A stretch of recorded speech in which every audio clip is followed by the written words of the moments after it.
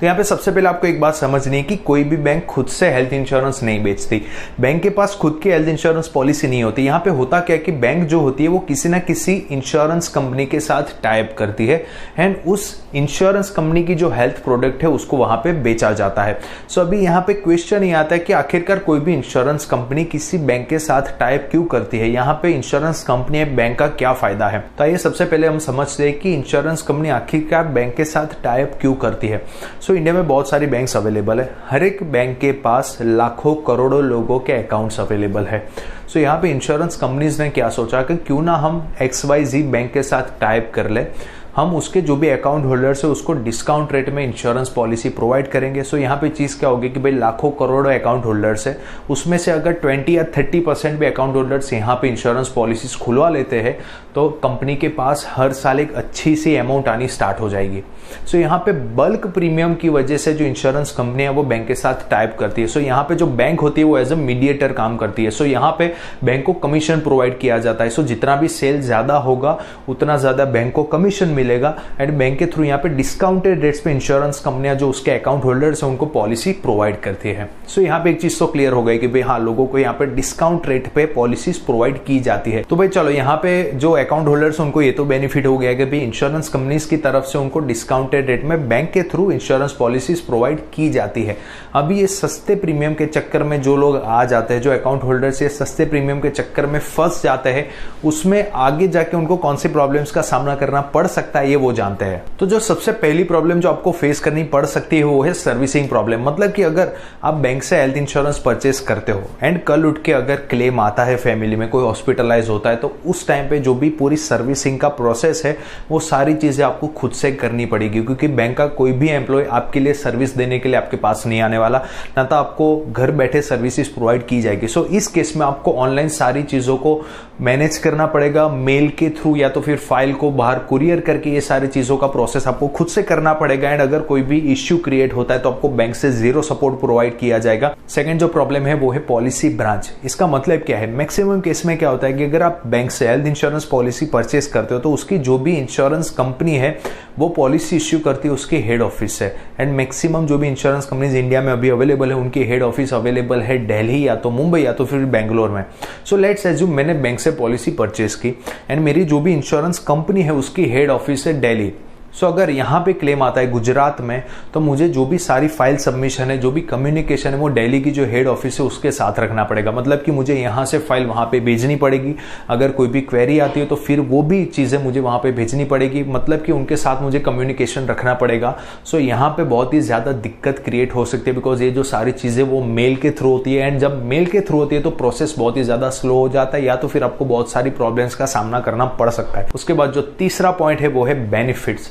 अभी आपने ये तो देख लिया कि भाई आपको बैंक के थ्रू इंश्योरेंस कंपनियां जो है वो डिस्काउंटेड रेट्स पे हेल्थ इंश्योरेंस प्रोवाइड करिए। मतलब कि अगर आपको हेल्थ इंश्योरेंस कंपनी में डायरेक्टली अगर आप जाते हो तो लेट्स एज्यूम आपको वहां पे 15,000 का प्रीमियम पड़ रहा है हेल्थ इंश्योरेंस का। अगर वही सेम इंश्योरेंस अगर आप बैंक से लेते हो सेम कंपनी का तो आपको वहां पे प्रोवाइड किया जाता है सिर्फ 7,000 में। सो यहाँ पे आपका बहुत ही अच्छा खासा अमाउंट बचता है, बहुत ही अच्छा खासा आपका जो पैसा है वो यहाँ पे बचता है। सभी यहाँ पे आपको खुश होने की जरूरत नहीं है।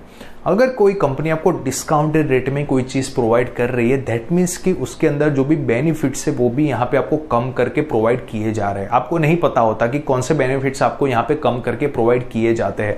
अगर आप एक्चुअल में टर्म्स एंड कंडीशंस लेके बैठोगे, सो जो एक्चुअल प्रोडक्ट है कंपनी की जहां से आप डायरेक्टली परचेस कर सकते थे, लेकिन अगर आप बैंक से परचेस करते हो तो वो जो प्रोडक्ट है उसकी टर्म्स एंड कंडीशंस में बहुत ही बड़ा डिफरेंस आएगा। मतलब कि बैंक से अगर आप कोई भी हेल्थ इंश्योरेंस पॉलिसी परचेस करते हो तो आपको वहां पे बहुत सारे बेनिफिट्स को कम करके वो इंश्योरेंस पॉलिसी प्रोवाइड की जाती है। उसके बाद जो 4 पॉइंट है वो है कैपिंग एंड को पेमेंट। मतलब कि अगर आप बैंक से हेल्थ इंश्योरेंस पॉलिसी परचेस करते हो तो उस केस में मैक्सिमम टाइम पे मतलब कि 99% जितनी प्रोबेबिलिटी केस में आपको को पेमेंट एंड कैपिंग देखने को मिलेगा ना। व्हाट इज को पेमेंट एंड कैपिंग?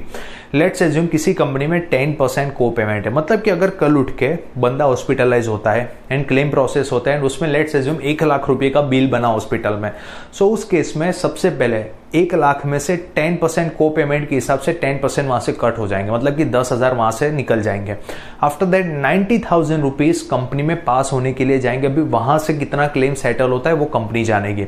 सो इस केस में कैपिंग एंड को पेमेंट बहुत ही ज्यादा होता है अगर आप बैंक से हेल्थ इंश्योरेंस परचेस करते हो तो। सो अब तक हमने जितनी भी प्रॉब्लम्स देखी, अगर आपको लगता है कि यार ये प्रॉब्लम उतनी बड़ी नहीं है, मैं चला लूंगा, मुझे कोई भी इश्यू नहीं होगा, लेकिन मुझे यहाँ पे सस्ते प्रीमियम में ही जाना है। सो अभी जो नेक्स्ट लास्ट 2 पॉइंट जो मैं आपके साथ शेयर करने वाला हूं, उसके बाद आप सोचने पर मजबूर हो जाओ कि भाई अभी यहां से निकलने में ही भलाई, या तो फिर बैंक में अभी हेल्थ इंश्योरेंस परचेज नहीं करो तो ही बेटर। तो जो 5वां प्रॉब्लम है वो है इंश्योरेंस टाइप। मतलब कि अगर आप किसी इंश्योरेंस कंपनी में डायरेक्टली जाकर वहां से हेल्थ इंश्योरेंस परचेज करते हो तो as a normal health insurance consider किया जाता है, लेकिन वही हेल्थ इंश्योरेंस को अगर आप बैंक के थ्रू परचेस करते हो तो उसको ग्रुप इंश्योरेंस के अंडर में कवर किया जाता है। मतलब कि बैंक में जो बल्क में इंश्योरेंस प्रोवाइड किया जाता है सो उसको ग्रुप इंश्योरेंस में कंसीडर किया जाता है। सो अभी now what is the difference between normal insurance and group insurance. So group insurance की सारी terms and conditions actual insurance के कंपेयर में बहुत ही अलग होती है।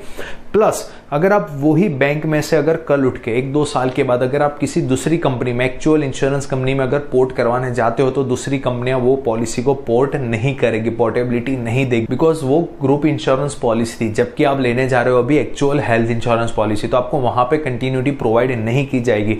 एंड आपको भी पता है कि कंटिन्यूटी का हेल्थ इंश्योरेंस में बहुत ही ज्यादा इंपॉर्टेंस है, क्योंकि अगर कंटिन्यूटी नहीं होगी तो बहुत सारे बेनिफिट्स आपको नहीं मिलेंगे, आपको 2 से 3 साल तक वेट करना पड़ेगा। And last but not the least, जो 6th प्रॉब्लम है, जो सबसे बड़ी प्रॉब्लम है, वो ये है कि जो बैंक के साथ इंश्योरेंस कंपनी का टाइप किया होता है वो लंबे समय तक नहीं होता। मतलब कि ऐसा नहीं होता कि पूरी लाइफ वो जो इंश्योरेंस कंपनी है वो पर्टिकुलर बैंक में बैठी रहेगी। नो, ये जो पूरा कॉन्ट्रैक्ट होते हैं वो 3 से 5 साल तक ही होता है। मतलब कि 5 साल के बाद वो कॉन्ट्रैक्ट खत्म हो जाएगा एंड वहां से कंपनीज निकल जाएगी। सो यहाँ पे 2 सिनारियो हो सकते हैं। सबसे पहला सिनारियो कि अगर इंश्योरेंस कंपनियां अगर इतने सस्ते प्रीमियम में अगर बैंक में से पॉलिसी लोगों को देती रहेगी हेल्थ इंश्योरेंस के नाम पे, एंड अगर ऐसा कोरोना जैसा फेज आ जाता है तो क्लेम्स बहुत ही ज्यादा हो जाते हैं। सो सस्ते प्रीमियम के चक्कर में क्लेम बहुत ही ज्यादा हो जाता है। सो उस टाइम पे जो इंश्योरेंस कंपनी है वो बहुत ही ज्यादा लॉस में आ जाती है। सो अगर किसी कस्टमर के क्लेम आते हैं तो उसमें बहुत सारे पैसे लोगों के कट के आते हैं, बिकॉज कंपनी के पास पैसे ही नहीं बचते। इसीलिए सस्ते प्रीमियम के चक्कर में कंपनी अच्छा प्रीमियम की लालच में यहाँ पे बैंक के साथ टाइप तो कर लेती है, लेकिन जब बारी आती है क्लेम देने की उस टाइम पे जो कस्टमर्स है उनका ही सबसे बड़ा लॉस होता है, क्योंकि कंपनी के पास पैसा अभी अवेलेबल नहीं है। इसीलिए आपको जो भी पैसे मिल रहे हैं क्लेम के वो बहुत ही बड़ी अमाउंट काट के दी जाती है।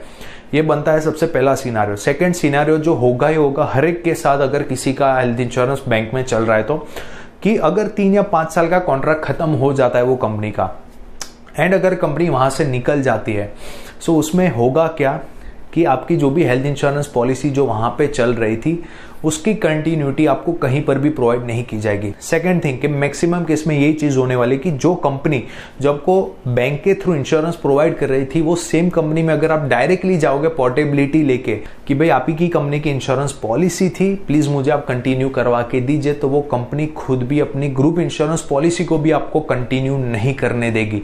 मतलब कि कॉन्ट्रैक्ट खत्म होने के बाद आपको कहीं ना कहीं नए से हेल्थ इंश्योरेंस पॉलिसी परचेस करनी पड़ेगी, एंड मैक्सिमम केस में ये चीज होने वाली है। सो अगर आप सोच रहे हो कि भाई आज तो मेरा चल रहा है, मुझे आज कोई दिक्कत नहीं होने वाली, 5 साल के बाद जब कॉन्ट्रैक्ट खत्म होगा तब मैं किसी दूसरी कंपनी में जाके पॉलिसी परचेस कर लूंगा, भले ही वो नए से स्टार्ट क्यों ना हो। लेकिन आपको ये चीज माइंड में रखनी है, अगर ये 5 साल में किसी भी तरीके की अगर बीमारी अगर आपको हो जाती है, लाइक ब्लड प्रेशर या तो फिर डायबिटीज, तो उस केस में अगर आप नई पॉलिसी कहीं पर ढूंढने जाओगे तो मैक्सिमम केस में कोई भी कंपनी आपको कंटिन्यूटी नहीं देगी। आपको ये चीज ध्यान में रखनी है। So friends, I hope now you know कि किस तरह से अगर आप बैंक से हेल्थ इंश्योरेंस पॉलिसी परचेस करते हो तो आपको कौन से प्रॉब्लम्स का सामना करना पड़ सकता है।